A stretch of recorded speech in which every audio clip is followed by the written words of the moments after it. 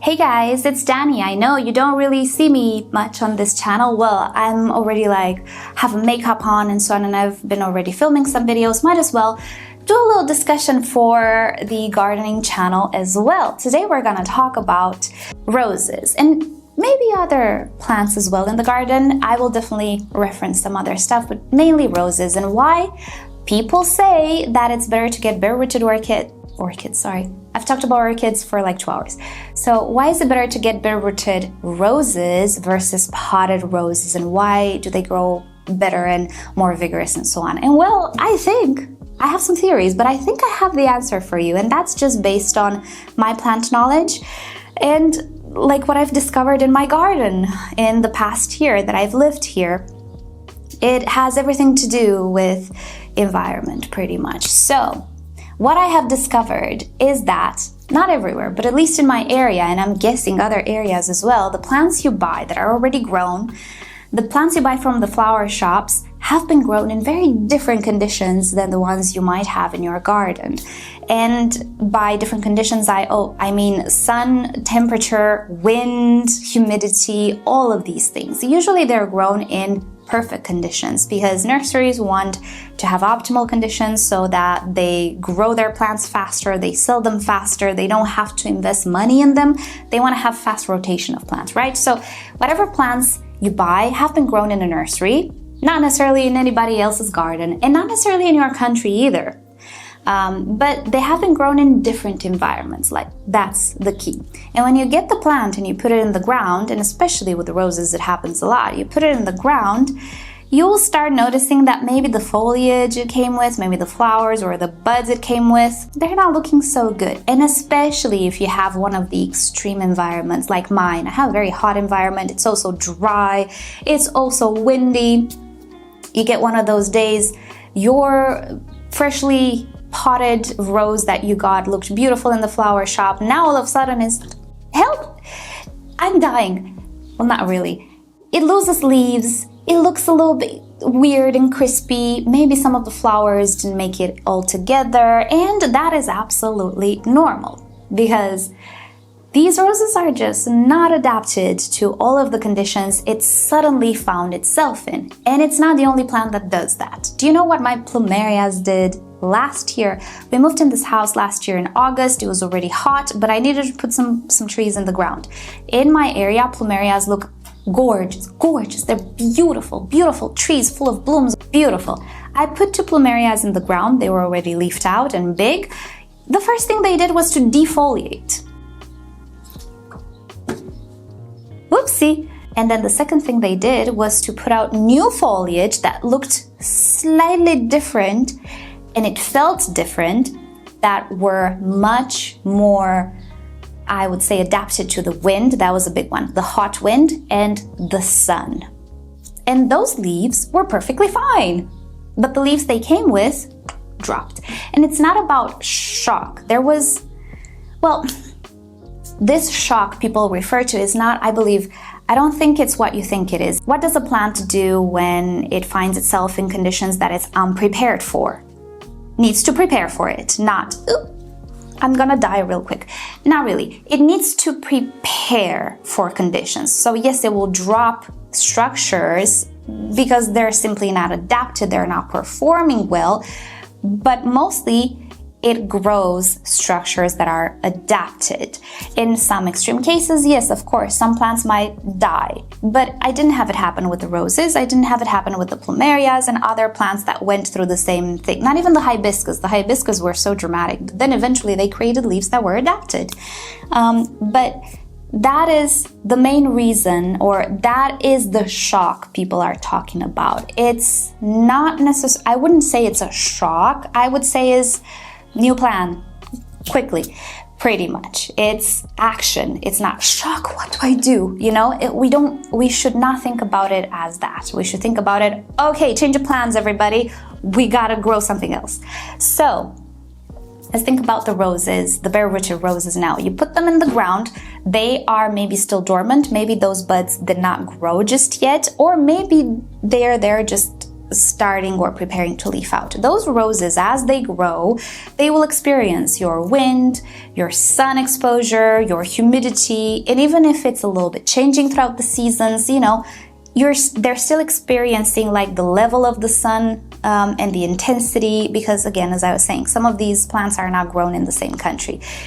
As they're growing their leaves and roots, but the roots are not necessarily a problem that we're thinking of when discussing about the bare-rooted versus potted. I'll get to the roots. I'm not coherent because I don't have a list. So anyway, that rose will grow its leaves adapted to your conditions already. Yes, sure, maybe in the summertime if it's very hot, not even those leaves will be fine and dandy. They will still crisp a little bit. There is a limit of tolerance, right? So we have to keep that in mind.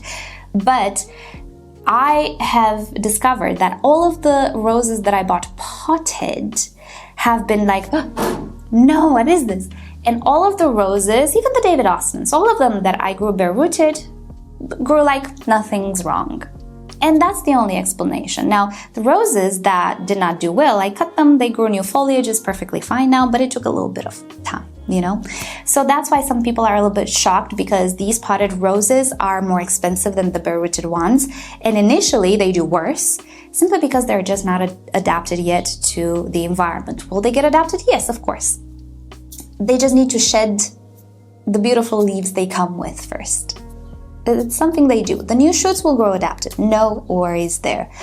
Whereas if you have the bare root rose, it just grows adapted. Now, the issue is not about the root system, and actually a bare root rose needs a little bit more babying because it doesn't really have a good root system just yet, and it's not established in any way, shape, or form. When you get the potted rose, at least it has some roots, and in my experience, it hydrates much faster and better than, you know, the bare root rose that you planted 2 weeks ago. So in that respect, you know, there are pros and cons. I feel like the root system of the potted rose is better, but the leaf system is not good enough or adapted enough. Whereas in the bare root rose case, things grow a little bit slower and take a little bit more time because we don't actually have enough roots yet to feed or to absorb the water and so on and so forth. Sometimes roses don't even wake up 2 months because they don't have a good root system. Happened to me. The root system is a different story, but pretty much I believe that that's why people say, oh, bare rootage is always better.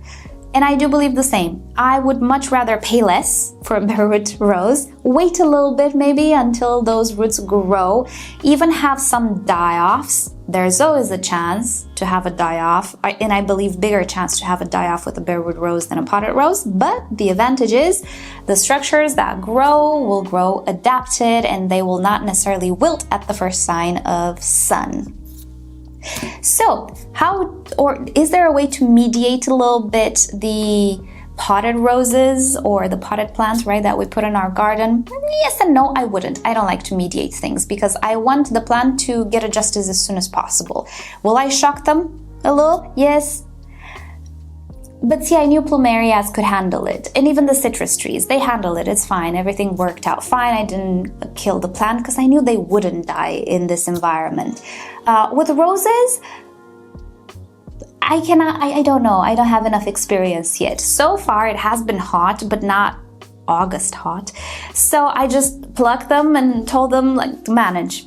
And manage they did. They didn't look good a little bit, but then the new growth that grew managed. It's okay now. So I don't like to baby new plants and introduce them slowly to new lights because I find it doesn't work. The structures are already made. They're not necessarily gonna adapt.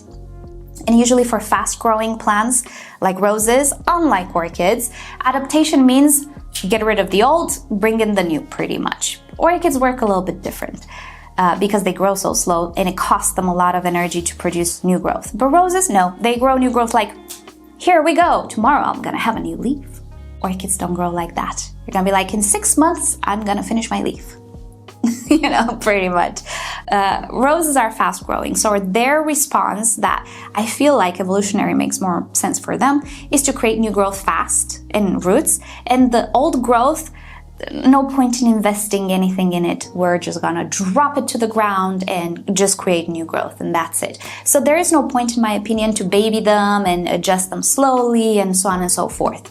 There is, of course, when we talk about extremes and August heat, there's something to be said about that there, because if the rose loses all of its leaves, the canes might burn, and that's not nice. So in those extremes, yes, I do want to shelter them, but I'm not going to shelter them for 2 weeks. I'm going to shelter them for the entire season until they go dormant. And then when they go dormant, or I defoliate them and chop them, I'm gonna put them in the ground so that whatever grows new will grow adapted. But I don't think it's a solution to like introduce them or shade them. I really dislike when nurseries shade their plants, but I understand why they do it, and I'm gonna talk about it at the end of the video, which is coming. So I would not baby these roses unless you're dealing with super extremes. If you're in the UK, there's no point. I'm sorry, I love you guys, but the heat you have is, it's my dream temperature, even with the humidity. So yeah, even if in milder environments, it still happens for roses not to be so adapted. Imagine in my environment, I'm gonna faint first and then they are gonna grow adapted. But they're very strong plants. So that's, I believe, the whole thing about potted roses or bareroot roses. They're both great, they're both fine, just know what to expect pretty much. And I already learned what to expect. I had a gut feeling about it, because that's what all of the plants last year did for me, even the plumerias, which you cannot compare the tolerance of a plumeria with the tolerance of a rose. You cannot compare them. So if they acted shocked and surprised at the new conditions, and that's because, as I was saying, in nurseries they're grown in a way, and when they arrive in flower shops or garden centers, here in my area at least, they're always shaded. They are always under shade cloth, never like outside. And that perpetuates the not so adapted plant you get. I understand, and it makes sense for nurseries not to force their plants into like this shock because they want to sell them. And even if you know your plant will be okay, will grow new leaves, you want to sell it. You don't want to wait around for months for it to like get adapted, right? So you have to shade them as a flower shop. But then when the customer gets the plant home, what happened? Why are the leaves falling? Well, there you go. So yeah, even if I dislike that all of the plants in flower shops are shaded, it makes sense. It makes sense. I just now know that the plants will be in shock. No matter what type of plant I'm getting and how tolerant it is to sun, it's gonna get a little bit surprised when it gets in my garden. It is what it is.